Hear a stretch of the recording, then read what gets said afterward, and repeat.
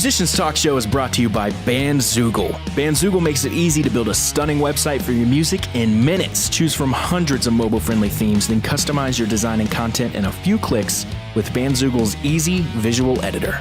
All the features you need for a professional website are already built in, including tools to sell your music and merch commission-free right on your website, mailing list tools to grow your fan list and send newsletters, integrations to pull in content from all your online services like Twitter, Instagram, and SoundCloud, and live support from their musician-friendly team 7 days a week. Bandzoogle plans start at just $8.29 a month and include your own free custom domain name. So go to bandzoogle.com to try it free for 30 days, and be sure to use the promo code TMTS to get 15% off your first year of your subscription. Okay, before we get started, Matt and I have lots of great ideas to improve the podcast, but we can't do it without you. So if you want to help us grow, click support the show at musicianstalkshow.com and consider signing up for our Patreon. We have tons of great perks and rewards for you, such as early guest reveals, a weekly live Q&A, and access to a monthly exclusive episode only for our patrons. Sign up for our mailing list on our website to gain access to our private community on Discord. There you can communicate with Dallas and I directly about all things TMTS. You can also follow at Musicians Talk Show on Instagram to discover new episodes, vote in polls, and join the conversation. Thanks for listening, and enjoy the show. And welcome to episode 53 of the Musicians Talk Show podcast. I'm one of your two co-hosts, Dallas Dwight. Hey, Matt Tolley here. How you doing, Matt? Doing all right. Man, we just went and had some Chinese food. Yeah, that's good. What was your fortune? Do you remember?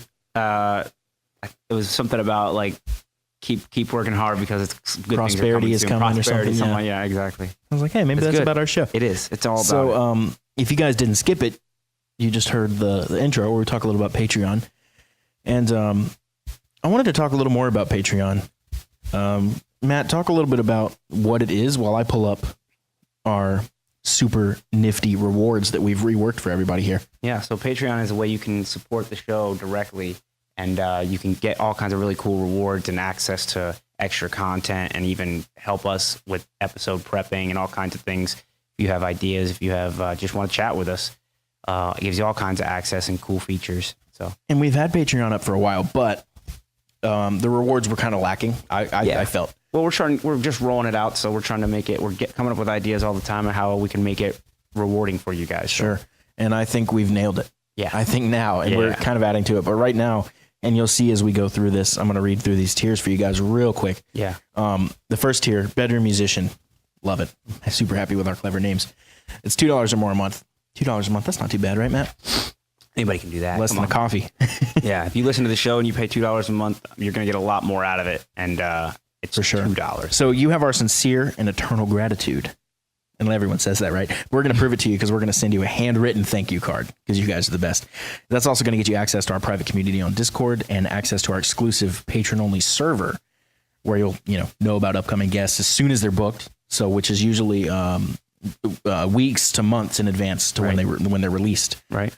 And you'll get a chance to access some of those early as well. And then also you guys can use that patron-only feed to submit your questions for us to ask them. So if we're interviewing Kenny Aronoff, drummer, right, and you're drummer, you're thinking like, oh, damn, you know what? I'd love to know what was Kenny's warm-up routine. Dallas, ask him that. Right. And so we're gonna ask that for you. And I would like to maybe say that we won't ask probably every question that is submitted, but we'll it's just an opportunity to submit. It doesn't guarantee your question gets asked. I mean, we can't guarantee every question gets asked. What it does guarantee is you get access to that private. Exactly. Your question will be heard by us. Absolutely. So the next tier, GarageBand, $5 or more a month. You get all three of those things I just mentioned, plus access to the Vault, which is a collection of over 40 unreleased podcast episodes between 2015 and 2017, I believe. Yeah, and that was before I was involved in the podcast, and I loved those episodes. That was why I reached out to Dallas. So you're going to get all those, and right now they're locked. Right now you can't get to them. Right. So for that tier, you're going to get those first three things I mentioned for the first tier, and you're also going to get that. You're also going to get 1 week early access plus downloads to all extra keyword recorded content. This is things like, or these are things like the 24-hour EPs, singles, the concept album, which we're going to talk about in a bit. We have a lot of plans to do all kinds of audio content. So, there's a lot of potential there, and we're going to be brainstorming more ways to do that. So you're going to get early access to that stuff. Okay, so jump in price here. Touring artist. Now you're in the big leagues, my friend. $15 a month. You're going to get all those things I just talked about, plus weekly access to our exclusive Discord voice chat. So voice chat, that's the key word there. Yeah. So you can help us prep for our talk show. So basically it's like a phone call. Right. It's like a group Skype. Yep. Where when we're episode prepping, you're going to be in the room with us, In the basically conversation. talking about what do we talk about? You know, this and that and the other. Exactly. Also, you're going to get live access to our talk show episodes via our live chat on Discord. So we're going to be podcasting while the Discord voice chat is open. So you're going to be able to talk to us or type to us in real time. So right now, you will be able to say, "Hey, Dallas, shut up." Yeah. And I'd be like, "Oh, fuck you," you know. What and that does that include, for clarity, does that include interviews too, or not interviews? Interviews will probably be the exception, just because those are typically a little more sensitive. Exactly. Because we're dealing with people that are on record labels and management and all that stuff. Exactly. So this is mostly for talk shows, but we may be able to work out some things where we have silent live listeners or something like that. You know, et cetera. Yep.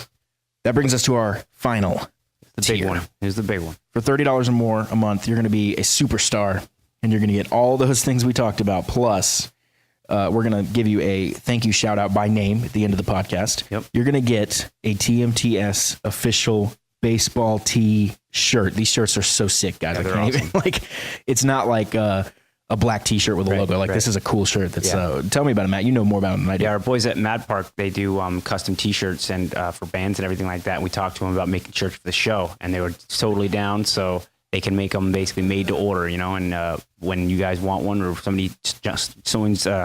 the shirts themselves. when somebody signs up for the Superstar package, you'll get a T-shirt right off the bat. You'll get your size, whatever you know. It's gonna be so sick. Yeah, that's gonna be great. I can't wait to get mine. They look But you great. said They they're look great. they're like the baseball tees. Yeah, So it's it's like three-quarter sleeve and three-quarter sleeve with the white sleeve, Exactly. black shirt, white logo on the. It's like really a cool two-tone looking. shirt. Yeah. Yeah, it's nice. Another thing on top of that, be on the podcast. Yes. By Skyping into a talk show, so you get to be on one of our talk shows. It's one of our you've often heard us have guest co-hosts. You get to be one of those. Right, Kyle, Rasan, who else has been on, like our friends Ben, that we have on, right. Danny, others. Yep, that'll be you. And then this is going to be perhaps my favorite one that I can't wait to start delivering. Access to an exclusive monthly episode only for superstars. It's like having your own private podcast. Right. I can't wait to do those, dude, because those are going to be off the charts. Yeah. Because these are, the ones that everyone cater hear. them to more like, because we know who our superstar audience is, and we'll cater them to those. Absolutely. And these are going to be, if I had to describe what I think they'll be like, because we haven't done the first one yet. I mean, just uncensored fun. Sure. Sure. Just going, Let it go. nuts. Let it go wild. That'd be cool. Because this is a very private thing that you guys are going to get in on if you're at the superstar tier or higher.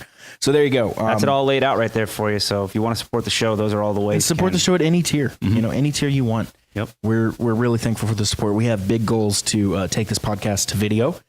That's where it's all going on. We're putting all our funds. Yeah, into all the that. money we get from Patreon is going to be going into getting that equipment set up, show's gonna so get we better, can start so exactly all making the show things better. are good. So that's another thing we didn't even add in that list, that if you help us out by signing up to any of those tiers, you're also making the show better. And one thing that I really feel strongly about is you're getting in on the ground floor of something that I think is going to be really great. Absolutely, yeah. Because we're in this for the long haul. Yeah, whether or not We're growing anyone, every day. We're up to 2,000 followers on Instagram. We're pretty close. Just about, yeah. We're like 1930 or something. Yeah, which is pretty nice. And I mean, when we started pushing Instagram, we were at like 417. But yeah. It's so and we were funny. losing followers. Right. Well, because we didn't have enough content. Now we're building content. We have stuff out there, and I think people realize we're here to stay. We've made changes. We've analyzed what we're doing, seen what's worked, seen what's not worked, and we're making changes, and it's showing. Yep. And I'm really happy about that. But thank you for all your support, guys. Absolutely. And the one thing I want to emphasize is, like you said a minute ago, we're not stopping. No. So we're gonna keep if going. you should jump in on episode 53, because when it gets to episode 1,000, you're going to wish you were in episode 53. Well, yeah, you know what I mean? Sure. Like, imagine jumping in early on Rogan's podcast when he was in the 50s. Exactly. And then it's like, now, of course, everyone knows Rogan. It's But huge, it's like, yeah. be Very there for cool. the early days. Like, that's a cool thing, kind of a startup mentality, right? Yep. We talked about T-shirts, and this is something I want to talk about a little bit. We have merch coming soon, and we've teased it a little bit, but we've never really talked about it. So, Matt, let's talk about some of the ideas we've had. Some of them are cool. Some of them are the normal. cups. You've already had a couple cups made that turned out really cool, so we thought those would be neat. I have a custom-made travel mug that says the Musicians Talk Show. It's like a nice tall mug with one of those plastic lids that clips back. Yeah, almost like a Yeti, or like kinda. Yeah, I don't know how to describe it. Insulated thermos. Yeah, it's got like it's a fucking travel mug. I don't know. Google travel mug. Yep. I don't drink coffee or anything, but I love water. And it looks great. Yeah, and it's just really cool to have the logo fit on that. Things like that. Yeah. Matt wanted to do a ceramic mug, just like your standard coffee mug. Planning book. Oh, we had those. We were going to come up with like a practice log, like a TMTS practice log that's going to be tailored to practicing musicians. Right, making sure you're going to do regular practicing. One thing that I think that excites, or one reason that excites me is because I get motivated by that stuff.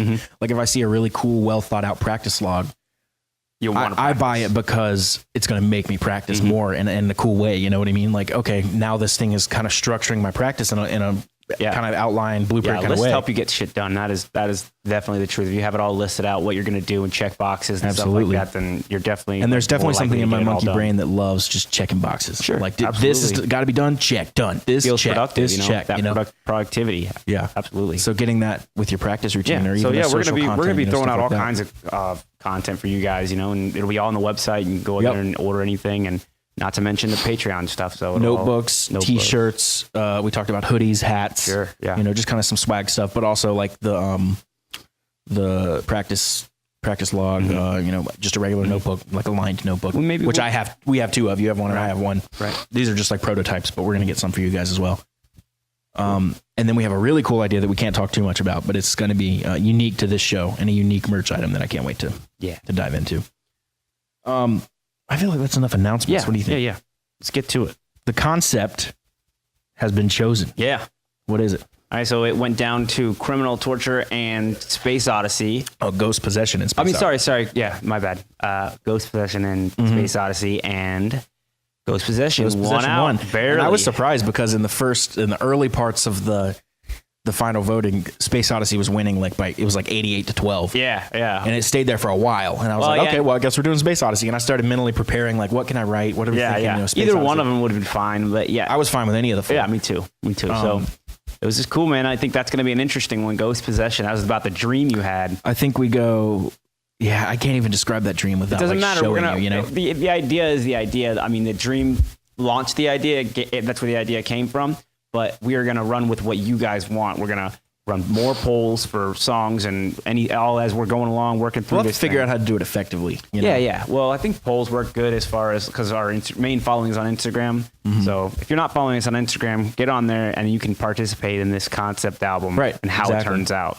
So me and Dallas are going to be working on it throughout the whole year. And by the end of the year, we're going to have a big, long concept album front to back. It'll all be one story and one theme. So I can't wait, man. It's going to be cool. Ghost Possession is cool. As soon as that was decided, I started thinking, what does this sound like? What are we going to do? And I have a lot of cool ideas. Yeah. I think it's going to be a lot of different stuff, but I'm definitely feeling a little heavier. Like I'm going to get a 7-string for it. Well, I think we should try to be dynamic too, like really take it down and be like really, I'm hearing a lot of orchestral stuff too. Atmospheric, and then go into stuff that's really heavy. I really want to make something that is dynamic. Yeah. Something that really moves. For sure. Cool. That's going to be fun. I can't wait. When are we going to start on Ghost Possession. Do you have a day? My studio's down right now. So we're actually podcasting from my friend's house. Yeah. Because I'm in between homes. Yeah. So Homeless at the moment. We're that's actually a good band name, right? Homeless at the moment. Homeless at the moment. That's awesome. So we're out of our apartment the last day of February. And the house doesn't get closed on until the 6th of March. So there's 6 days there that we're homeless. So our buddy's taking us in. Yeah. So we moved a little early just to start moving stuff and all that stuff. Sure. So we've just been slowly moving for the past few weeks. It's easier to do it that way rather than try and do it all at once, man. That's a lot. And we live on the third floor of the apartment. So it's like, the day I had two guys come over to help me move the big stuff.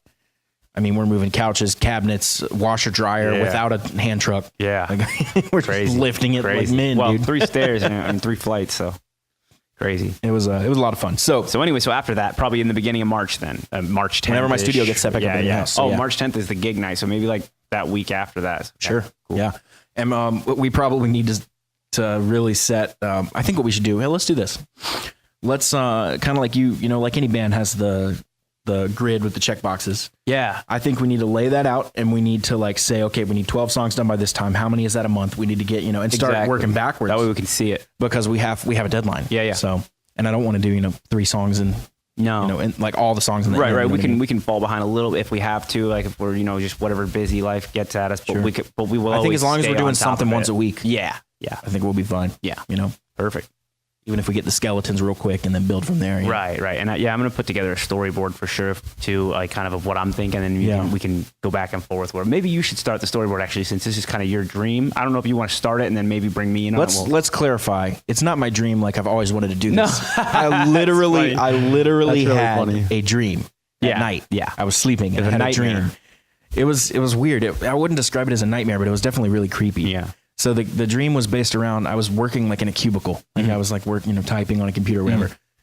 And this figure like goes through the cubicles and was like possessing people. And it was hard to explain. Like it would just kind of like zap into them. And then it was like kind of becoming them. Yeah. And after it got down the row of cubicles and had possessed everyone, it did this is the part that is burned in my memory forever. And it's so hard to explain.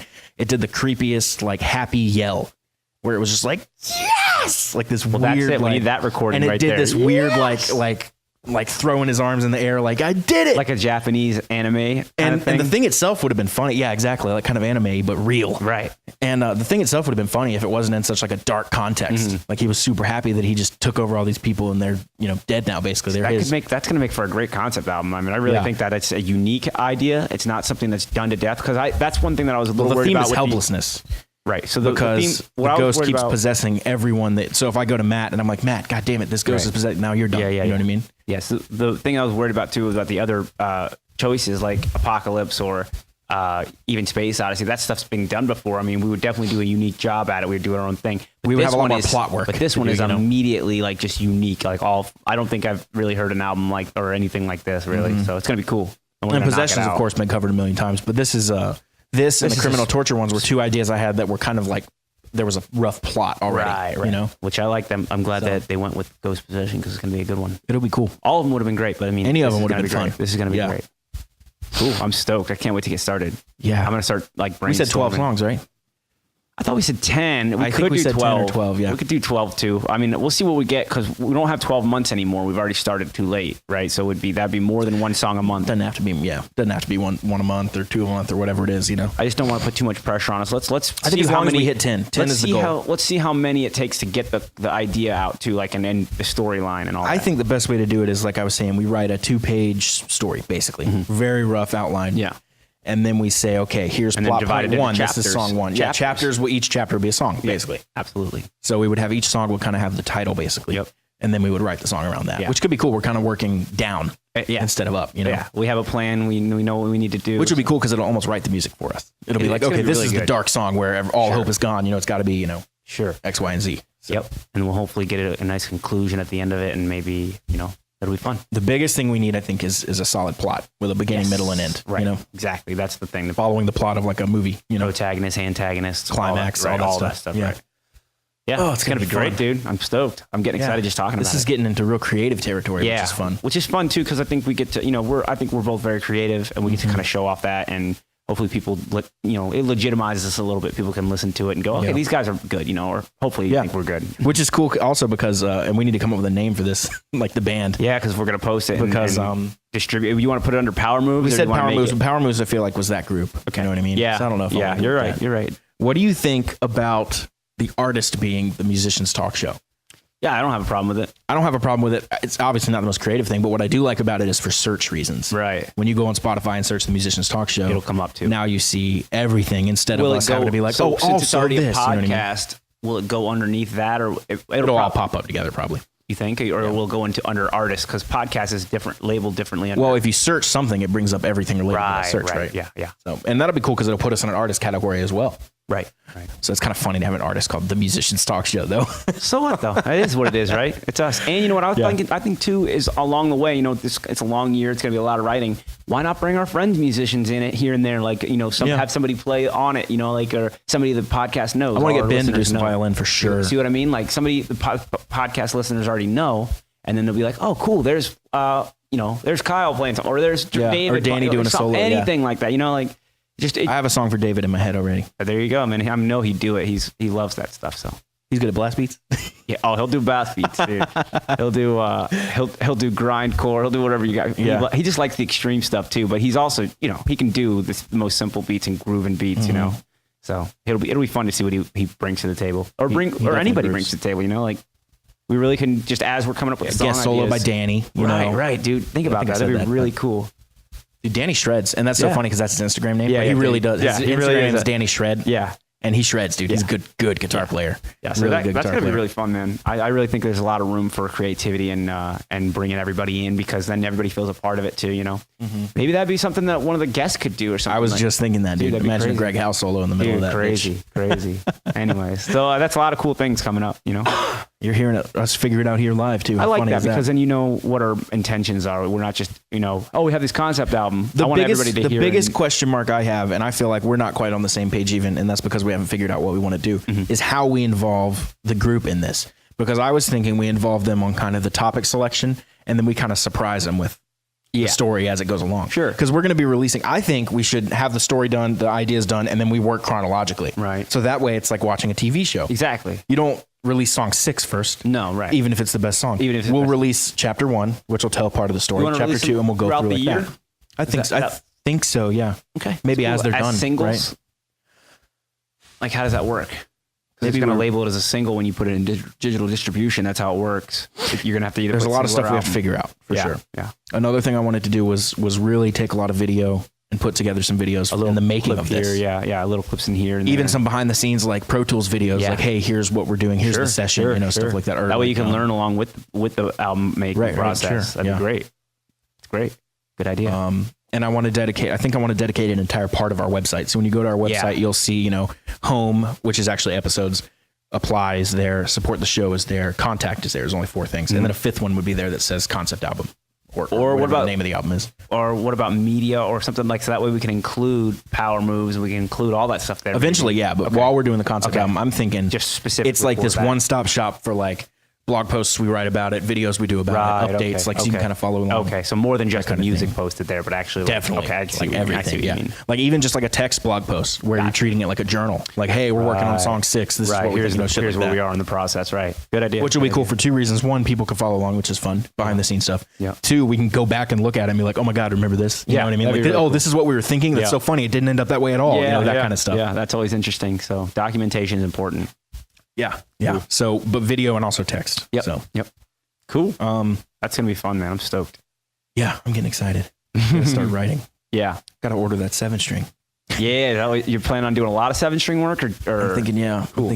that'll be cool. That'll sound dark. It'll be heavy. Heavy. I've owned several 7-strings over the years. Say that 10 times. I have several 7-strings. Several 7-strings, seven strings, several 7-strings, Several strings. I had 7 several strings. That's hard. That's a weird one. But I've had I just said it wrong. You But said it what wrong, I mean like in that way because a banjo has several strings. Yeah. A guitar has several. So I have 7 several stringed instruments. It's still ridiculous. Anyways, I have an upright bass, 2 banjos, and a ukulele.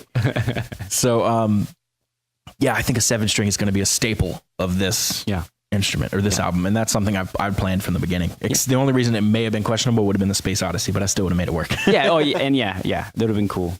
No matter what, we're going to be able to. But for possession, for sure. Yeah. It's going to be fun. And we're going to talk about this later, writer's block and stuff like that. The best thing to do to avoid writer's block is to always keep writing, whether or not it's good or not. But so writer's block isn't really your inability to write; it's your inability to overcome your perfectionism. Yes, you know, that's a good point. You're not able to not write. You're just not able to be happy with what you're writing. Unless you want to jump into it now. With writer's block? Oh, the back. Oh, with Dead. yeah. We'll talk about that a little later. Kind of on that anyway. So yeah. But anyway, let's talk any about final thoughts about the concept and the concept album and all that stuff. I mean, there's not too much more to talk about. I'm just really excited to start on it. But fan participation, I feel like we didn't circle back to that. Well, I'm gonna find unique ways to involve everybody. That's the important part. Is like, maybe like what if you just like do random things like what key should this song be and whatever, and we just go like with that. That's cool. I like some that. weird That's funny. like just abstract. Like they would never know what we're gonna do with that, but they're definitely picking like because something that I'm realizing now is important to me is kind of releasing. Or maybe even not releasing. I don't know how we do it though. That's the problem. But we'll circle back to that.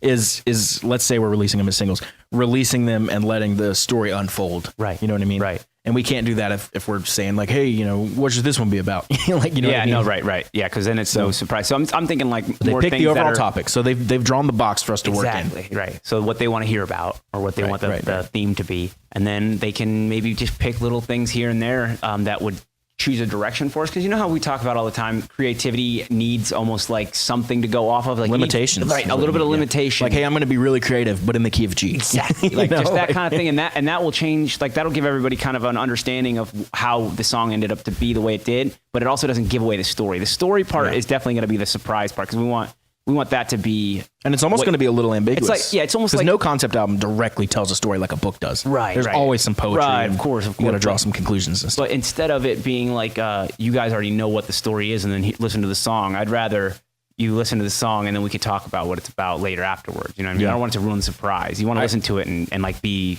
Like it's like knowing what a book's about, or like reading before you read it, or or getting a summary of it before you even read it. Why would you want to do that? Like that's why I don't watch movie trailers now. Right, they give away too much. They do give away way too many. That's a good point. Yeah. And I'll circle back to that too in a second. But I want to say this real quick. I heard a quote that said, and I don't remember who said it. And I don't even remember where I read it, but it said, "True genius is shown through like limitations." Yeah. And we talked about guests who say. Like the way you come up with stuff is a lot because of your limitations too. Not Greg just, Howe was a big one proponent of that. Yeah. So like just not being able to like a lot of the techniques he pioneered are because he couldn't do other stuff. Sure. Right. He did things wrong. He heard something or heard something. He heard something and didn't know how they were doing it, but he figured out a way to do it. And now he's got this whole new technique. And the example he gave was Van Halen. So Van Halen was tapping. Yep. And this was back before YouTube, like you were saying.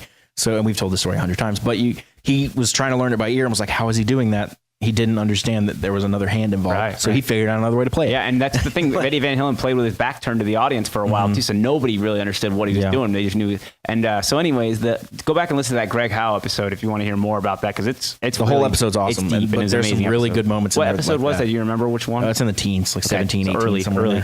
Actually, you know what? I think it might have been like 13. You can go on our website. It's all 13 is Hoekstra. They're all on the website. I remember that because Joel Hoekstra's 13. Yeah, good. It might have been 15 or something. Cool. Let's move on from the concept album. Yeah. So what'd you do this morning? Oh, I went to church, Dallas. And I am, I'll be the first to say I'm not the most religious person, but I'm very open-minded, and I think everybody I'll be the first to say. No, I already said it. The most religious. I already said it though. So you're the second. You have too many skull rings. You're the second person to say it. Here's the thing. I love that place though, because what church? Elevation. Yeah, and they are very musical. First of all, which obviously I'm going to be down for, and everybody is very open and loving. Like when we go, like when I went there first thing, like everybody's hugging me and stuff like that. I didn't feel judged, and I love that. Like that was one of the reasons as a kid I went to church, and that was one of the reasons I stopped going. Is I didn't feel like I was accepted as much. So these people, like, I cannot believe how amazing all these people were. And the music was absolutely amazing. Because you go to Elevation as well. You work for them, right? You've had some experience. You do sound. You do sound for them now, kind of, right? Well, guitar stuff. Yeah. Okay, right, cool. So I'm not fully. There's several locations, and Dallas goes to the one. There's in Valentine. There's a bunch. It's Valentine. Rock Hill. Okay, and Blakeney. Well, we're gonna go check out the Valentine one, right?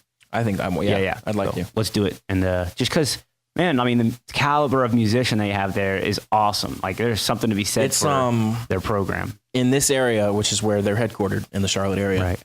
It's one of those things like if you're a musician in town that plays for Elevation, people take you different levels. It's like saying like I play in a signed famous band. Yeah, like, and they're Grammy nominated. Like, there's just their program is amazing. And I really enjoyed it. And like, you don't have to be anything you're not. You can go there and you'll be accepted. I love that.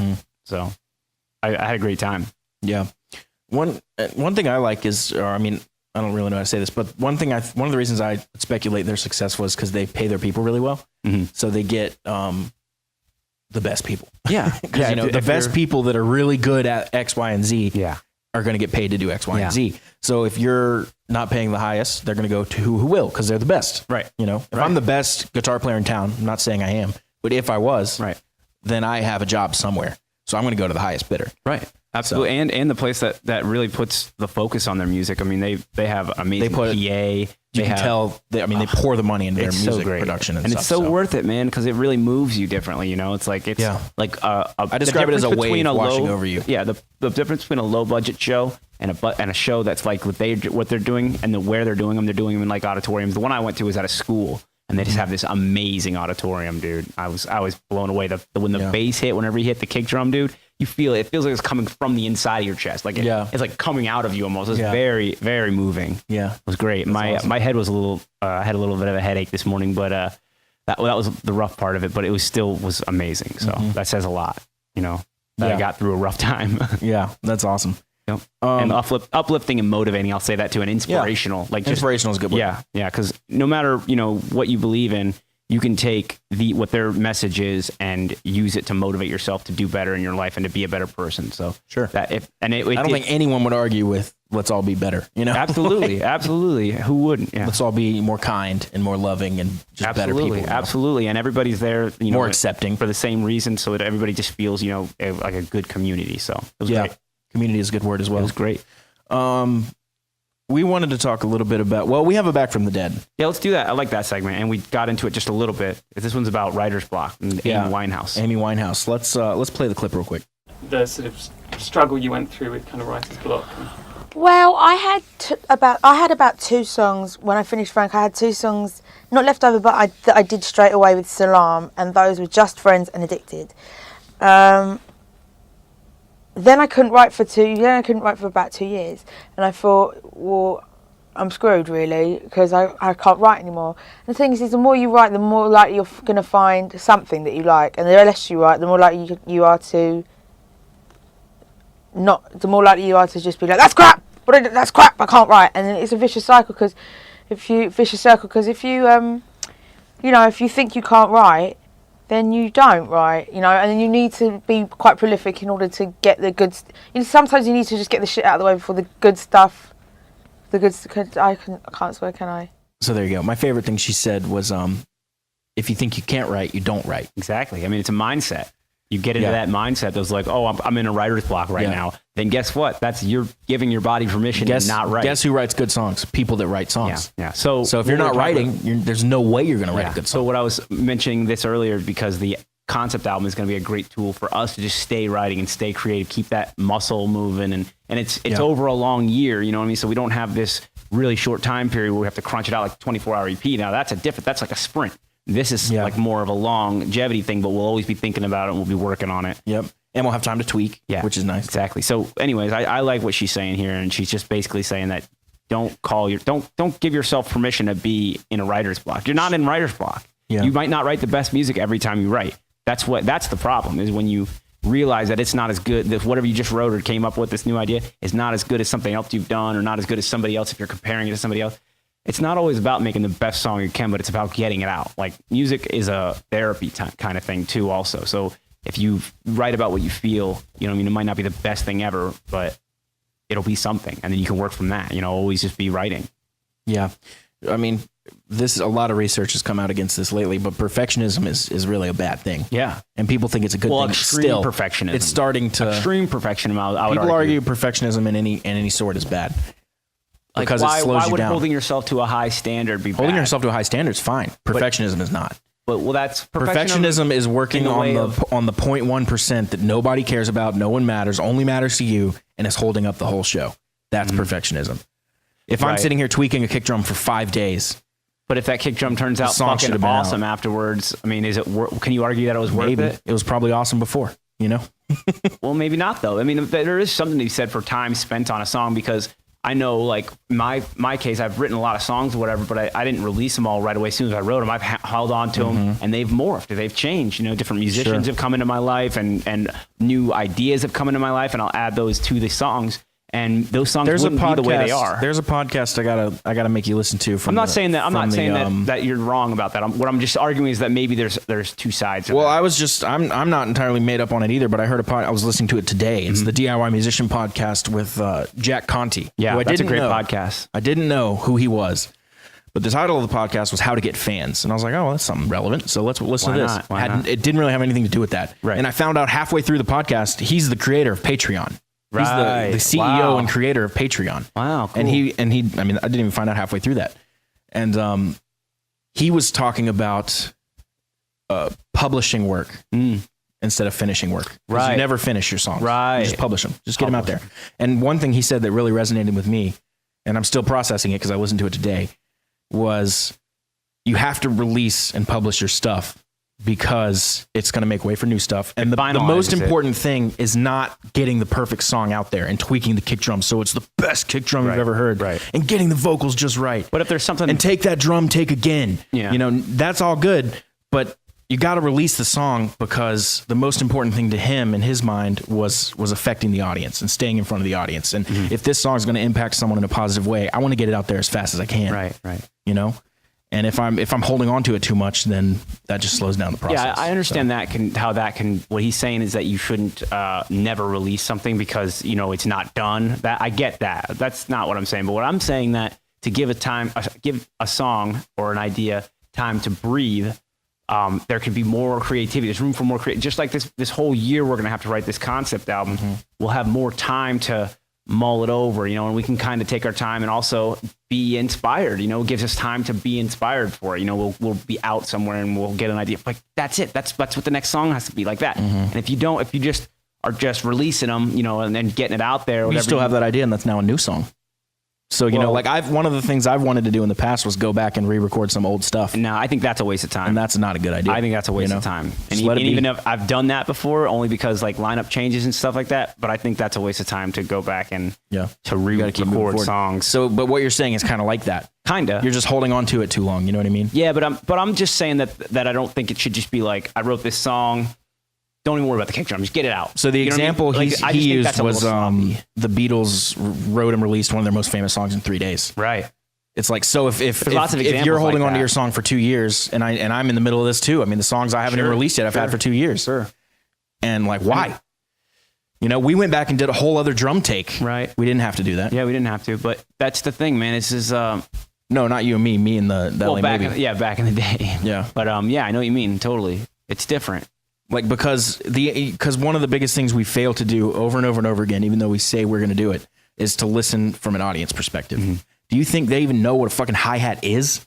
Dude, they don't. They don't know the difference between a bass and a guitar. Just because they don't know doesn't mean they can't hear a difference, though. Like they might not even be able to say like that hi-hat sounds out of place. But you heard the overall sound the whole of it, thing.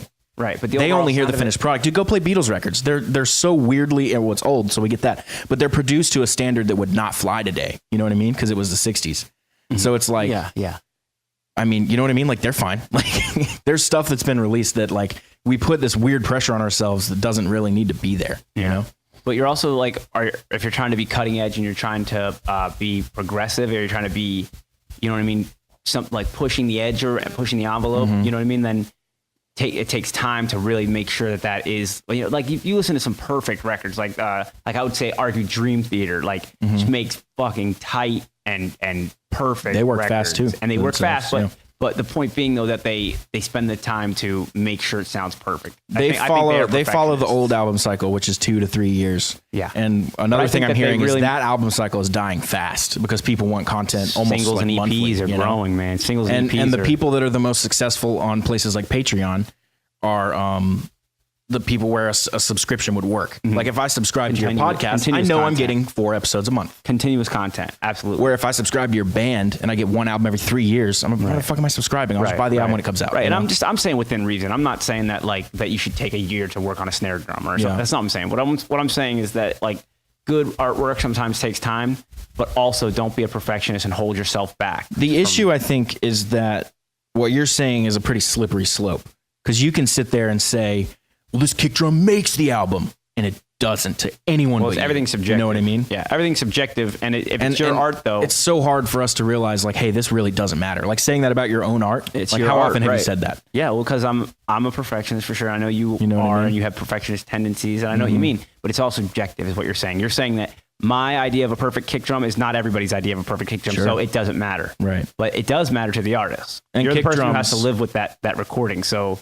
In that sense, like, do you really want to just put something out and not be happy with the kick drum? You don't put stuff out that's not good. You know what? You put out stuff that's great, but you have to put it out before it's perfect because it's never going to be perfect. So you're just going to be chasing. Well, it's going to be. You got to put it out before it's final because once it's out, it's final. There's no pulling it back. Like it's out. Yeah. So Dave Chappelle has a good one where he talks about basically like that, how he would do a whole episode of Chappelle Show or whatever, and or his stand up. I can't remember specifically what he's talking about, but or no, it was the movie. It was it was the movie he did. It's a stoner movie, but whatever. And he's talking about how he had this great idea or whatever, and he got it all out. And by the time it was out, it wasn't even what he thought it was going to be, and he kind of hated it. He didn't like it. And he couldn't look at that movie like after, you know. And I think with time that goes away. Like you go back to it and you're like, oh, this is okay. Like I laugh. But how many people did he make happy with that movie? You know, a ton. It was one of his biggest movies ever. Like it's got so him if on he the if main he had been a stage. perfectionist and not released it, those people wouldn't have that joy. But isn't you know it what I mean? interesting to hear him say that he doesn't even like the movie? Sure. I mean, I heard Duff tell me that he hates playing Knocking on Heaven's Door. Sure. But they play it every night. Sure. You know what I mean? It's But like that's not because it's not I'm talking about the recording. So if you go back to like the recording of Knockin' on Heaven, what if he hated like their recording and he never listened to it? we didn't talk about that, but there's probably some of that too. I'm sure. You know, that's my point mainly is that once it's recorded, it's done. So don't do something you totally regret. So you have to take a little bit of due diligence and time. So this is the argument that right. perfectionist makes, because when you say perfectionism is bad, they immediately start putting up their hands and going, "It's got to be good, though." It's like, no shit, it's got to be good. It's got to be great. Mm-hmm. But that comes from the you're artist. shooting for perfect, and that's not going to happen. That comes from the artist. So the difference between great and perfect is an entire waste of time. That's what I'm saying. Well, what is perfect? It's subjective. So you're never going to hit it. That's the point. That's what the real issue is. Yeah. I think that. So you have to realize when it's great, and the best way to realize that is when other people around you tell it, because you're never going to realize it yourself. That's another As a thing. perfectionist, you're not. You're going to have someone say, "Hey, shut up. This is done." You know what I mean? Your perspective is different from the listener's perspective. You'll never listen to your own music like a listener listens to. No, your I'll listen to my music and I'll hear that one late note I hit in the solo every time. Yeah. You think they hear that, dude? No. Sometimes I don't think any listener hears it. A musician might. Right. No listener. That's the thing is that I'm also a musician, so I listen to things kind of critically. But I've listened to like Led Zeppelin songs. "Babe, I'm Gonna Leave You." If you listen, like when he's playing that intro part, he messes up. He misses notes. Sure. And I think that's from the times. You know, when they recorded that was back in the day when it was all a live take, and you know what I mean. Like It's also not an easy intro to play. No, that little chord arpeggio and changes, those little moves are very difficult to nail perfectly every time. There's a lot of moving and a lot of open strings that have to ring out. Yeah, and but I mean, amazing sounding still. But and it took. And how many times have I heard that song? I've probably heard that song, hundreds and hundreds of times. And then before I even realized that there was, oh yeah, he missed that note right there. I can hear it like it was a sour string, you know. Yeah, but the thing that we literally cannot understand is how to listen like an audience member. We can try. Not to your own music. To your own music, you mean? You can listen to an audience to anyone else. I can't. Well, yeah, but I'm a musician, so I listen to a song, and upon first listen, I know what chords they're playing. I can guess where they're going next. Maybe I hear what key the solo's in. If it's pentatonic, I immediately know how to play it because I played it for so many years. Right. Even if I've never heard it, you know. Right. That's not like an audience member. So there is a way you can, if it's like something extremely different than what you normally do. Maybe like if I was listening to like Indian ragas or EDM or something, you wouldn't listen to it. I still hear chord progressions immediately. Do you? I'll still be like, okay, that's 1, 4, 5, 6. Okay, so that's something. But would you? I'll say hear that the melody and be like, oh, I can play that melody, you know, stuff like that. So I hear it and I immediately start critiquing and immediately start figuring out how I can play it without a guitar in my hand, just listening. Yeah, that's something. That that's something you hear. But is it as bad as when you're listening to a rock song and you know everything about rock songs? It's music's music. They're all 12 notes. You know, we have the same 12 notes. I got you, but I just mean that they're different scapes, different. I'm saying if you're a musician and you know anything about music, you cannot listen like an audience member, a true audience member. You just can't. Because it'd be like me. It'd be like you not being able to see the color red and me trying to describe these flowers. What's Gary Grace saying? What does he say? Iowa ears. Yeah, exactly. So it's something. It's a technique almost like to be able to step back and not listen for every note and critically. I think you can. I think it's something you work on. I don't know. Again, I think it's like you not being able to see the color red and me trying to describe what those flowers are. Like, how would I do that? Do you know that there's no guarantee that red looks the same to me and you? Sure. There's possibility. But you see what I'm saying? I see what you're saying. Because I know music and I can tell you this and that, but you don't know music. So you're just like, I don't know. I just hear sound, dude. But everybody perceives music differently. Like everybody perceives everything. Have you ever? You don't hang out with too many non-musicians, do you? I mean, I don't hang out with that many, but I've talked to a few about it, and I've noticed how they listen to music, and it blows my mind what they don't understand. It's different though, but it's different in every way. Like that, even the person who doesn't play music, there's so many of those people that don't play music will listen to music in different ways. They listen like one person will only listen to the lyrics. That's all they'll critique. They'll be like, I don't really like the words to this song or whatever. And you're like, that's all you're getting out of this. What about the music? Do you like the music? It's like, I don't know. They don't even hear it. Yeah, I don't even know. I was just listening to the words, and it's like, oh, so you're not even like you're not focused on that. And then maybe another person like just loves like the sound of a guitar, you know, like, and I definitely have talked to people who are not musicians and love the sound of guitars, and they always comment on the guitar tone and even that's weird too, for them to even have a concept of that as a non-musician. But some people do. That's literally how they listen to music. They hear the guitars first, or they hear whatever, right? So, and I think that's part of the reason why, like, I got into guitar, because I heard guitar. You know, I mean, before I was a musician, that's what I focused on. I loved Slash's guitar tone. Well, Slash is, you told me Slash was a huge part of the reason you picked your guitar up. Yeah, but I So- just saw Slash and I saw everyone looking at Slash and saying he was the coolest guy ever, and I was like, Okay, I so want to for be the you it was a coolest guy visual. ever. You know? So for you it was maybe a visual in that sense or whatever that made you want to play guitar. But listening to music before you were a musician, do you remember what you heard? Because there was a don't time really. when you weren't a musician, right? Yeah, and I were was young. young. Yeah. And I don't Yeah. really remember. Right. That's the thing. Right. 'Cause I so was much of my older. brain is now music. I was older. I started in middle school playing saxophone. That was my first introduction to I was 12 when I started playing guitar, Okay. Yeah. and I didn't play So anything before that. approximately the same age, but I didn't start playing guitar at first. I got my wish first would've guitar when I started was like earlier. 8, but I never played it. Right. I got one when I was I still have 15? that guitar. That's Yeah. that Alvarez acoustic when that I we was- tracked a lot of your stuff with. I got one when I was either 14 or 15, and then I started playing it when I was 16, and I decided I'm going to play it every day when I Yeah. get home from school, and I'm gonna, Yeah. So that was my big revelation that if I spent as much time playing my guitar as I played video games, I'd probably be pretty good at guitar. Mm-hmm. And I wasn't blowing the world away with video games either. So I kind of just realized like I'm not the best video game player at all, Yeah. and now I'm worse. I'm terrible, but. So it just made sense for me. I Put my keep energy into referencing something it else. because it's been the podcast I've been listening to the most. But the DIY Musician podcast, Kevin always talks about. Kevin's been on the show, by the way. For those listening, he's that podcast host and the VP of marketing at CD Baby. So it's a CD Baby podcast. Yeah. But dude, did I lose my train of thought? What was I saying? You said something about you. Oh, video games. Yeah, he says often, stop playing video games, go practice. And he broke it down one time. He said, in 5 years, I don't want the legacy to be that I played video games for 5 hours a day. Right. Because you can't show that to someone. Right. Like, what are you going to show And someone? what does it amount to? But What does that get if you practice guitar for 5 hours a day, you can fucking make some money, dude. Yeah. Like, There's something to be said for video games that are cool for a mental break or even I have to have them. I play video games. I don't play them too much. It's almost but like I a have to mental have jog, them, actually. I would say more than a mental break. It's like instead of constantly working on your guitar, you can go jog, and play some video games. Like it doesn't have to be a physical activity, but it's just something to take your mind off of what you're doing, and it also leaves room for more creativity because you're doing something else. Yep.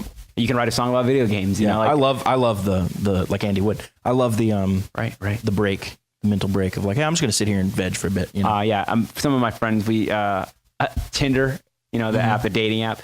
We're not looking for girls on there, but it's a mental break to just look through those profiles and like just kind of look at other people's lives for a second, or whatever. Yeah. Almost Read like their social three media, things, but whatever. but it's just so that it's like almost it's a mental break, just do that to pass some time. Yeah. Man, that's interesting. I want everyone to go listen to that episode. Yeah, Jack Conte, Contee. that was a great episode. It was a great, informative. I want to show talk. you. I want to show you that one too. Cool. Because it's killer. Oh, I thought you were talking about the podcast we did with. No, that was with Kevin. with Kevin, This right. is their podcast with. I need to with check Jack. it out more. I've listened to one episode. I'll send you that episode. That's the one episode you need to listen Okay. to. He's really an engaging speaker. Like as soon as he started talking, I was like, oh, I like this guy. I want to hear everything he has to say. I don't know if Like, I agree. I don't know if I agree with him on perfectionism. Let though. him describe it because I will, but I don't know. Job. But I don't know if I've thought this before. You know what I mean? Like, there's a point where it's okay. I don't think you should be an extreme, like to the point where it holds you back. But if it's not holding you back and it's not a problem in your life, why would it be? You know what I mean? And it's hard to say because you'd have to stop being that way and then just see how it went. But you should also look up. It's weird. I always heard perfectionism was a good thing growing up. Right? That's what we were all told. subjective. Because It's subjective. the whole joke was, It's not- what is your one flaw in your job interview? He says, what's your bad quality? And people say, I'm a perfectionist. And that was the joke. It's actually a good quality, So I always heard that. But then in the past like 3 to 5 years, I've started seeing a bunch of like, quote, cutting edge research from all like the Silicon Valley people, the CEOs, all the people that are like on the edge It's of the still world. subjective, And though. they all say perfectionism is fucking the enemy. I think it depends on what you're doing. I think it depends on your skill level. Like, because think about what if you're just getting started playing guitar? Don't you think that like spending the time to get better at make the song better or make this whatever you're working on better, or like spending the Sure, time? but do that while you release it. That's the thing. Release your album, and then you realize, okay, now I did this But wrong. your Let's tweak potential- and do it again. So, but then you're kind of almost throwing your ideas away in a way, like you're releasing them to the world. But shouldn't you wait until you're to a point before you start releasing them to the world? Is what I'm saying. Like you're basically Maybe. just putting shit out there, and that's going to go on your name forever. You're not taking it back. I mean, look at Buckethead. He's got like 70 studio albums or something. You think all those are bangers? No. No, but also He nobody releases knows his about him. ideas. Like nobody listens to him. So or He's doing all right. yeah, I'm not saying I don't mean like that. But what I mean is like we know that he's got 70 records. We don't know all 70 records. Like even we're guitar But there's players. one person out there that each record's their favorite record. You know what I mean? Maybe. Yeah, Maybe. I for bet sure. I bet it's a small number, but it you know what I mean. That's a lot of music. It's all about, now it's not about like, I don't know. It's not, it's about, it seems to me to be about like affecting outward, not inward. I really like this kick drum. That's kind of versus crazy. That's kind everyone. of crazy because I think an artist thrives on his work. An artist is the reason he's motivated is because of work that he's done. And, you know, I don't mean he as a, you know, I'm not trying to specify gender here, but what I mean is as the artist, it's motivating to know that your work is quality and you are happy with what you did and you didn't just put it out because you needed to get it out. Every artist has that thing they don't really like, though. I'm not saying you won't it. have something you don't like, but I'm saying you're less likely to have shit that you don't like that's out there. Because that could be depressing. That could be unmotivating. It could be like, I suck. I'm just gonna give up, and nobody liked it, you know. And that's a lot. And this might not be for you if that's your attitude, you know. That's a lot of artists fall into that trap, though. You know what I mean? Like they down on themselves, and it's really hard to pull yourself out of that. So my point being is, I think you should definitely to the point where you're happy with your work. Don't just put it out and you're not happy with it. So that's where the line is back of like which end of it are you? You don't want to be the extreme and we've never released anything because you're scared somebody's not going to like it. Mm-hmm. You also want to be confident that what you put out and what you put your time and energy in is good and you're happy with. You're satisfied at least. Maybe it's not the best thing ever, and maybe you're not like totally proud of it, but it's something that you at least recognize that this is my best. I did my best. I didn't just rush through this and put it out. Yeah, that's all I'm saying. A little more time into it, invested into it, will make you feel more confident in the fact that you did your best. Well, there's no time limit, you know. That's what. Right, if you're saying that there's perfectionism is going to hold you back because you're not putting it out quick enough, then that will put you putting a time limit on yourself. Correct?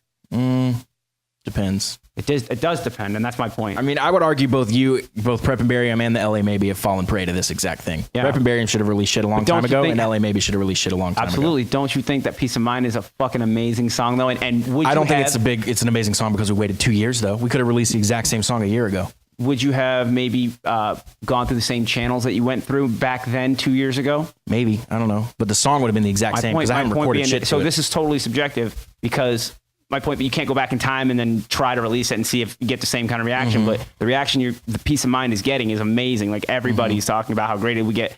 You got the email from New Zealand where they're going to play it on the radio. They played it on several stations over there. That's amazing. And I think that's because the time you've let that idea really solidify and really come together. And like you said, you re-recorded the drums like that. Who knows if that was the right move or not? You know, who knows if the song would be doing as good as it was. But you put the time into it and you feel confident that that's the best you could do. You know what I mean? And I like that idea as the artist, as in, you know, not just saying not Peace of Mind, but what I'm saying is that when you release something and you put that kind of time and effort into it, that you're happy and satisfied with it, you can more confidently show the world. And maybe you have a different outlook. So I'm just saying, I'm not saying that you're wrong, Dallas. Don't think that. I mean, I like this talk because you like to play devil's advocate too. So you'll pick an argument just because it's not mine, my idea. So here's what I'm saying is that there is a spectrum that you should fall within, and you don't want to be the extreme where you never release anything. For sure. And you're right. We have both bands have fell prey to this, and that's not to say that I'm going to try to not fall prey to it anymore, you know? Exactly. No, and it's good. Especially in the culture of more releases is better. And how about the fact that we've both grown as musicians and we've become way better musicians for that time? That's something to say. It doesn't take long. It doesn't take as long to get these ideas out. We can express ourselves more freely. For sure. So it's something to be said for the beginning musician to know that there is time to be invested into it. You should put time into it and really think out your ideas. Yeah, it might be back. It might be I'm not trying to say like, you know, release the demo right now. Right. You know, that's the problem too. You could end up with a lot of songs that just sound demo-y and then people are like, this guy sucks. I don't get it. Like, yeah. So it's definitely a line you got to walk. But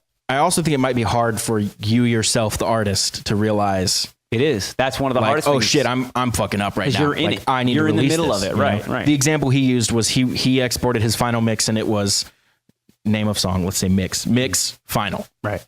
And then he was like, oh wait. And then he did something else. It was mix final. And then it was mix, final. And he pulled up the file of it and it was like, you know, 30 of these. Yeah. And he said, that is a problem. Right. Like the first one was fine. Yeah. You know what I mean? Yeah. And that's something to be said too. The demo process, sometimes you get like gold takes. Like you're like, shit, that's amazing. The Peace of Mind demo was so good that we almost kept a lot of it, but we went back and redid it. So here's my point though, is that you'll get this gold take in the demo. And then by the time you go to record it for real, like that just part doesn't do the same thing. Like you're just like, I don't know what's different. It's just not as good as when we played it in the demo. One thing I think is not because you may have played it well, you may have played it fine. but it's that your ears got used to hearing it that way. That's you true know? too. That's what I think. definitely something I think about all the time when you listen to your demo over and over because you're critiquing it. You're listening to it 400 times, and then you go to redo it, and you hear every little difference. You lose a little perspective, you know? but it doesn't. I don't think you lose That's the big overall thing I'm talking about, perspective. too. Yeah, I don't Is think you lose perspective, overall you know? perspective. Still, I think you can still step back with your Iowa ears and take a listen to something and go, all right, how does this sound all together now? And then listen to it and try not to focus on that one spot, but just listen to it as a whole and everything Man, together. that's hard. so hard. It is bordering impossible for a musician, for an artist. It's impossible to do it perfectly. It's impossible to definitely like get that. You think outside. an artist is their best own critic? I don't think so at all, dude. Well, I think they know the music, the material better than Sure, anything. that makes them the worst critic possible. Because Potentially. you need someone who has a fresh perspective to hear it and say, "Hey, dude, shut up! This is awesome. Release it. You're being a douche." You know what I mean? Like, stop worrying about all the nonsense. Here's you know? another thing. How many people who are listening to music are musicians? Would you say how many musicians out there in the world when they listen to I have music? no idea. I'd like to see that number. Yeah, what kind of like who calls Well, there's themselves such a musician? range of And musicians. there's a range of There's the guy musicians, that plays practice 3 chords guy. and he has no idea what he's doing. You know? Exactly. So here's my point, though. You're making your song. Everybody's going to hear it. Musicians and non-musicians. So when musicians are going to hear your music, they're going to judge it differently. They're going to judge it like almost like you hear it, at least, like more closely to what you hear. Right. So my point being is that you're making music for everybody, not just the people who don't play music.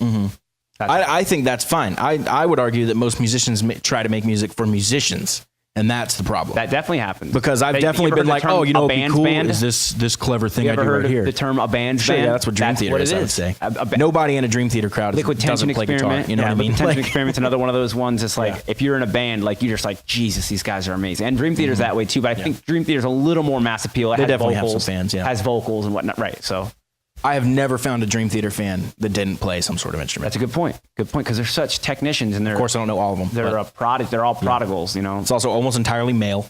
And it's all male guitar players that go see Dream Theater. They're all just sitting in interesting. the audience like, look at John. Yeah, that's interesting. And what do female listeners tend to gravitate? Because none of this is obviously, guaranteed. Of course there's Obviously, everything's exceptions. Like Bill Burr says, we're not talking about the exception. exactly, we're talking about exactly. the rule. So listen. you know? So what is the general female listener like? What do you think? I would say, pop, whatever's on the radio. No. I mean, what?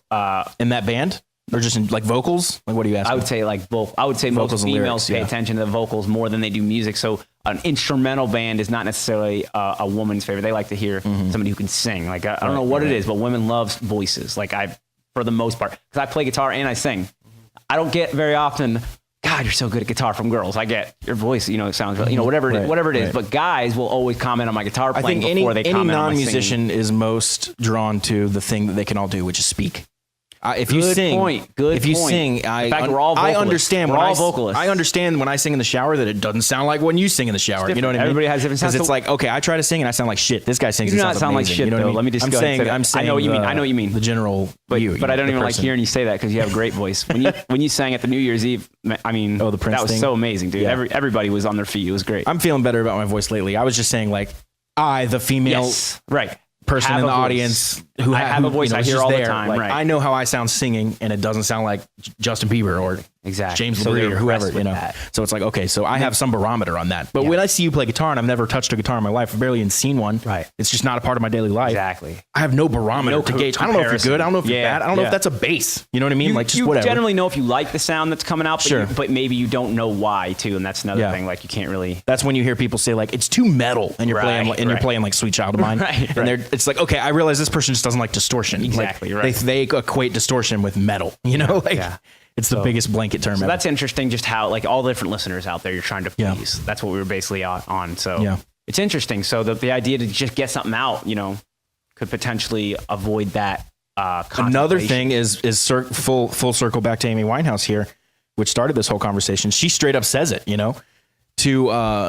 to get to the good stuff, you have to be prolific. Right. And if you're spending all your time tweaking that kick drum, what are you not doing? Right. Being prolific. You're not learning. You're not doing shit. Being creative anymore. Right? Exactly. You're just That's home, the problem. You're like that you're is stuck the- on the is the big problem You're too stuck with on the what I'm saying. minutia. Right. Yeah. That's another thing that I hate. Just being stuck on minutia and arguing shit that doesn't matter. Yeah. Exactly. You know? Exactly. Like.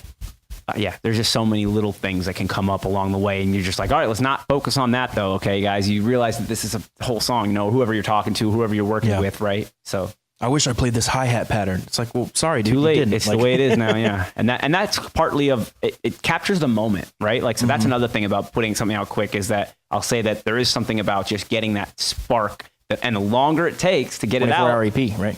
Right. So the longer it takes to get out, the more the farther away from that spark you get. Like that spark, that initial idea that was the fire of putting that song, like making that song, you're getting farther and farther away from it because you're tweaking it and tweaking it and tweaking it. So it just depends on what you want. That's when you lose perspective. So don't you think that just depends on what you want then, right? Maybe you don't want that sound of improvisation and just like looseness, whatever you want to call it, right? That beginning early stage when you're writing an idea and it just sounds loose. I'd say loose. It's just not as formulaic maybe, or not formulaic, but because formulaic like just sounds like we're trying to like plug parts in or whatever. That's not what it is, but it's something about the feel, that original feel of the idea. And then that goes away slowly as you add and tweak to it. Yeah, for sure. It's why take 3 of a song is not as good as take 1. And that is something to be said too, because take 1, man, sometimes it's always there's something magic in it. Usually for me, it's always been take 1 is okay. Take 2 is good. Take 2 or 3 is usually the one that's kept. Yeah. And then take 4, 5, 6, 7, 8 are all garbage. Yeah, you're wasting your time at that point. It's just like, stop. And We get 3 shots. And that's something like, that's not the same as like mulling over a song and thinking about it. Like, cause that's what I think about is like when I have an idea and I'm listening to that demo in my car, I'm just, or, you know, I like to listen to my car a lot because that's the sound quality. Yeah. That's the car test for sure. Right. So, but when I'm listening to it, I come up with ideas. I get creative. I'm like, you know what, this could use. Oh, we could do this. Yeah. Right. Because there's no instrument in your hand. There's no computer in front of you. You're just sitting there listening. And you're a listener, right? Yeah. You're a listener. That's fun. I do like But doing anyway, that. but the take thing, if you're just over and over same take, like We saw that you. ring totally true in the 24-hour EP. Yes. With the first song, we did 6 or 7 takes. I think I ended up using almost all of the second take, Right. with like a little bit of the third. Right. I remember that. And then the middle song, the hardest song, we only did 1 take, and then we made 1 punch to fix 1 thing, and that was amazing. It. And so it was 1 take. We didn't even do another one. We were like, impressed. fun. I was and then impressed song 3, we did 1 take, and it was okay. And then we did a second take, and we just kept the entire I second couldn't take. believe it, man. I was like, because I was writing lyrics at the same time, so I'm there, but I'm also not totally focused on like your guys' takes and stuff, and who's doing perfect takes or whatever. But I was like really impressed. I was like, you guys are like, yeah, that's it. And I looked up and I'm like, that is it. Holy shit. I was like, that's amazing. So it was impressive, man. And the second one was the hardest one with all the 9/8. Right. And there's something to be said for the fact that everybody in that room were, well trained musicians or at least practice and experienced musicians, so that's the difference between somebody starting out and mulling over something and learning how to create a song versus somebody who knows I think you definitely music. have to show up to the party having done your homework. You know what I mean? Right. But then maybe not. I don't know. But that just changes. There's been people that have written songs that are kids that are awesome. Right. It's like, wow, okay. You're People ahead of your years. There's prodigies. That's out there. prodigy for sure. Yeah. Most people, you just got to work at it. Exactly. Some people are just great at something right off the bat, and other people have to work. But you don't let that slow you down. No. Realize that what you release this year Might is not be probably the not best going to be thing. as good as Right. what you release next year. Right. But you should release it anyway. Yeah. That's the thing. But there's a certain point I think you get to where you're like, okay, now what I'm releasing is of quality enough to where I can just release stuff. I can. Yeah, just we're not put this- saying release garbage. No. Right. So that's my point about perfectionism is that there's a line there. But anyways, You want to do good stuff, like I was saying. Right. But quality, you're still listening for I think quality. the biggest but problem, I think that I was saying earlier, was just the difference Letting it between hold you great up. and perfect. letting it That's hold you the up. problem. Right. There is no perfect. It's Right. subjective. So once you hit great, done. Send it. Exactly. Like we did it. Exactly. So that's a good point. So it's more up in that up. There's a spectrum you should be in, and if you're below that spectrum, you're maybe just still got work releasing to do, demos or something, Yeah. and maybe you need. Which maybe that's your thing. Maybe that's your thing for now, and you're working. You're becoming a better artist. So Yeah. But the biggest argument I think I'm making is that the artist has the least perspective on when they've hit great. I would agree with that. You know what I mean? I would agree. I was just talking to Kyle. You need recently someone about else that. to be like, hey How man, your own this is it. perspective. This Yeah. is good. Yeah. You're working on perfect now, and you're wasting everybody's Who should time. that somebody be? Should it I don't be know, a producers, casual friends, listener, or dad, should it be a whoever, producer? Should whoever it- you trust. I think just an outside ear that knows music and understands. I don't even think you're looking for a person. I think you're looking for someone who says it with that, and you can tell they're being genuine. And where I say like Matt, excited where I about say it. Matt, and I look in your eyes and I say, It's dude, done. this is good. This is done. You're wasting time. Exactly. You know, and then if you trust me, you who say should somebody turn to? You're right, dude. who and you'll know too. I think. Right. You'll be like, Yeah, you're you're 100% right. Well, dude. I'm a pretty like I'll listen when people tell me something. You know what I mean? I will take because I do agree that like outside perspective is hard to get from yourself. So I will have to go. All right, really Matt, hard. you're not listening to it the same way they are. This person is really telling you, this is done and it's great. And So- speaking for myself now, I know when I've recorded a guitar part that I can do better, and when I've recorded one with one flub, that's fine. You know what I mean? Yeah. It's kind of like, hey, let's take that again. I fucked up several times. And it also makes it sound real. Like, you know how stuff when you do it exact, or if you like chop it all up and you make it exactly perfect, it's too fake. You're like, nah, it's not, it doesn't sound like anybody's playing it. It sounds like you could have just programmed that, Yeah. So there's a really funny post I saved on the Musicians Talk Show Instagram. Yeah. I don't know if I posted. I think I saw it. It's this guy that goes, as he's making fun of metal guitar players, and he says this is how it's played, and he just plays like 3 long notes. Oh, this is not and then what he says 3 hours editing later, and it's like dun dun dun dun dun dun dun. Right. It's like I'm awesome. Yeah. I think he says nailed it. He looks up and goes nailed it.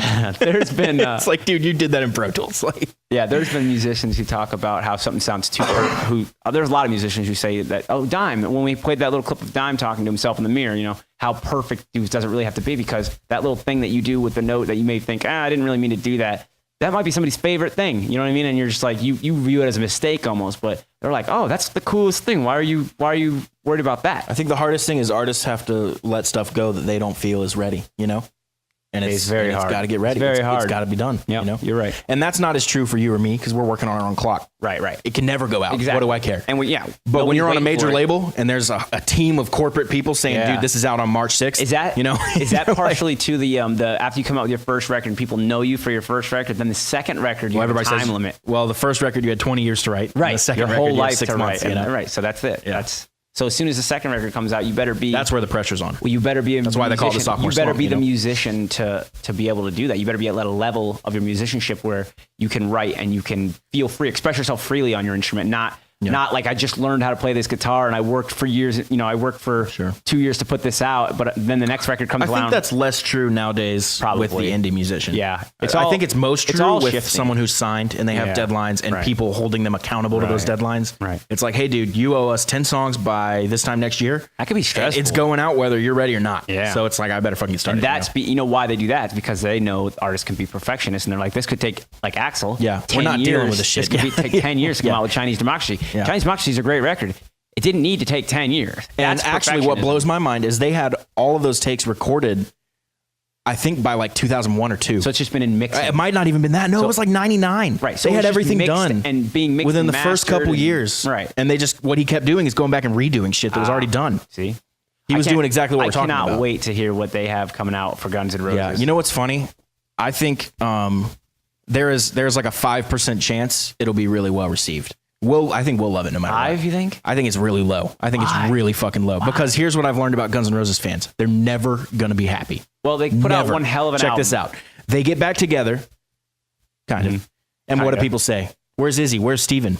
They're always going to. Yeah. If Steven and Izzy were there, if all 5 of them were there, those same people would say, dude, it's just not the same, man. They're so old now. Here's a funny thought. What if they hype this record up and they're like, yeah, new album sounding great. Like just every interview is like, album sounding great.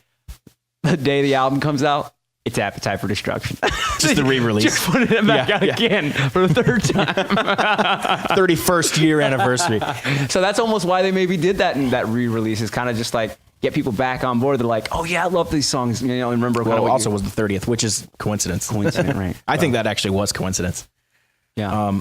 But that's the one thing I've learned with Guns N' Roses fans, man. They're not gonna be happy. Normal fan is not going to be happy. Here's what's going to Unless it's happen. Appetite. They're going to record a kick-ass record that you and I and real fans and musicians are going to love. Yeah. And all you're going to hear is, Steven wasn't on it. I didn't have the energy, Yeah, man. It just didn't didn't have the have vibe. Steven's energy. It didn't have the vibe. Yeah. Or you know, like, oh well, Izzy didn't write the song, so it didn't have the same vibe, man. Isn't that interesting? It's like, dude, here's the deal. Stop you comparing like to- Appetite, Yeah. and you like it for nostalgia reasons. Right, So right. let's talk about that. Right. You know, So you need to open your mind. you don't and even listen like to this that. as a new piece Like, of art. Yeah, It's you a don't. new art. You don't understand. It's like if you understand you're not in high Picasso- school, right? Yeah, so yeah. nothing they release is going to put you back in high school. Think about it in terms of like painters or something like that. Like somebody paints an amazing painting of a horse, right? And they become famous for that horse pick. What are they going to do next? You know, all the other shit they did before this horse painting was nobody cared about it, whatever. Yep. They did this horse painting. Now everybody knows about who they are. The artist is going to feel pressure to do something like that. like a cow, No, or right, something similar. Yeah, like yeah. it's like a little cow in the an same evolution, but kind of the same. Yeah. Right. So then it's like, okay, so is that the good thing to do, or do you? As most artists don't fall prey to that, especially painters. They don't care. They've always been like this weird But confidence. musicians do. And musicians do. They really feel pressure to give people what they already like. Guns has never felt that. No, I don't think. I think Chinese Democracy. It took a while. Use Your for it to Illusion grow was on so me. different. I love everything by Guns, but Same. it took a while for me to get into Chinese Democracy, and I would say it just took a little bit of time for Use Your Illusions, because there were some bangers on that. You know, like that could have been on Appetite, and were written around that time. Actually, Back Off Bitch was like it's been around for Earlier, a while, yeah. and it's November Rain. You know. So that's another example, though, of perfectionism. I think where Don't they- Cry was also. Yep. Don't Cry, though, was a really early demo of just Axl on the piano, and they released that on the 30th. Don't Cry. I know they did November Rain. November Rain. Sorry, Yeah. I got confused there. My bad. Don't Cry, I think, was also written earlier though. Yeah. So, But you clearly hear an evolution between Appetite and Use Your Illusion. yeah. You know, I sincerely feel that, or I'm calling it now, that Guns fans.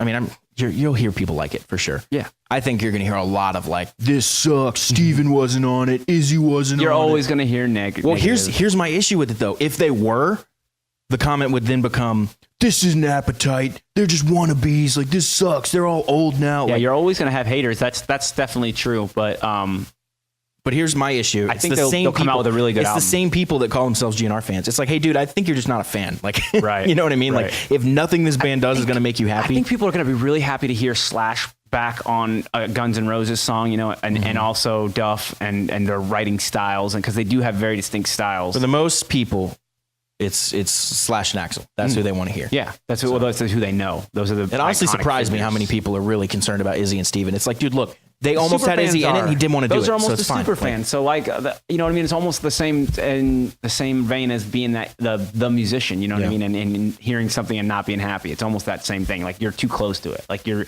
just in love with Appetite. You know what I mean? You're not letting room for more things to come out. You know. And that's their problem, really. I don't see that as Guns' problem. I think sure. I think it'll be a great I don't album. think Guns gives a fuck. I don't think it'll be. I think They it'll never be a, did. I think it'll be a great album. I think we will hope definitely it's think well. it's a I great hope album. it's well received by everybody. And we're back. That died. Yeah, I hate when that happens. We're running the Zoom and the batteries are not They weren't fully charged. Yeah. So we're back.